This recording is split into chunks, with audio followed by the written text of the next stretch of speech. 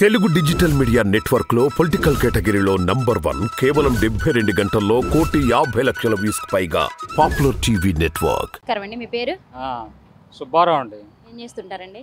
నేను retired employee. ఏ sector అండి? Survey and land records. మరి ఎంతమంది పిల్లలండి? అబ్బాయిలు 2.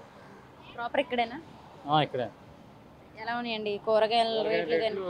కొంతవరకు పర్లేదు, కానీ అల్లము వెల్లుల్లి బాగా పెరిగిపోయింది. అంటే ఒక కూరగాయల రేట్లు ఇవే కాకుండా అసలు ప్రభుత్వం అసలు పేదలకు ఎలాంటి మంచి పథకాలు కానీ మంచి చేసిందండి ప్రస్తుత ప్రభుత్వం? మంచి చేసిందండి. ఎందుకనంటే ఇప్పుడు పెన్షన్ ఉంది, పెన్షన్ ఇంటికి వెళ్ళి ఇస్తున్నారు, అది మంచి పనే. ఇది వరకు ఎవరు ఇవ్వలేదు. తర్వాత వాలంటరీ వ్యవస్థ పెట్టింది, అది మంచిదే. ఈ 2 కూడా చెప్పుకోదగ్గ విషయాలు. అంతకుముందు ప్రభుత్వాలు ఏమీ చేయలేదు. ఎందుకనంటే పెన్షన్కి వెళ్ళి చాలామంది చనిపోవడం ఆ ఎండలోని. ఈ మధ్య కూడా ఆ మధ్య పెన్షన్ ఈ ఎలక్షన్ వచ్చింది తీసేశారు కదా, తీసేశారు. కొంతమంది చనిపోయారు.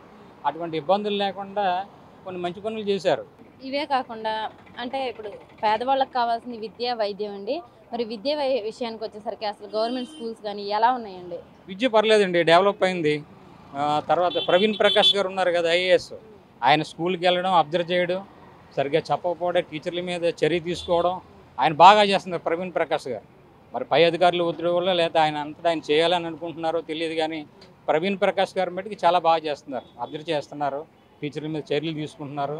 ప్రతిదీ కూడా ఆయన దగ్గరుండి చేస్తున్నారు. విద్యారంగంలో మటుకి ఇంగ్లీష్ మీడియం తీసుకురావడం జరిగిందండి ఈ ప్రభుత్వం వచ్చిన తర్వాత. అది పిల్లలకు ఉపయోగపడిద్ది అంటారా మంచిగా ఫ్యూచర్లో? ఉపయోగపడింది కదండి. ఇప్పుడు అందరూ కూడా స్కూల్కి వెళ్ళి చదువుకోలేరు, పే చేసి.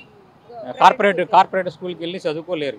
కాబట్టి ఇంగ్లీష్ మీడియం రావడం వల్ల చాలా వరకు ఉపయోగపడింది.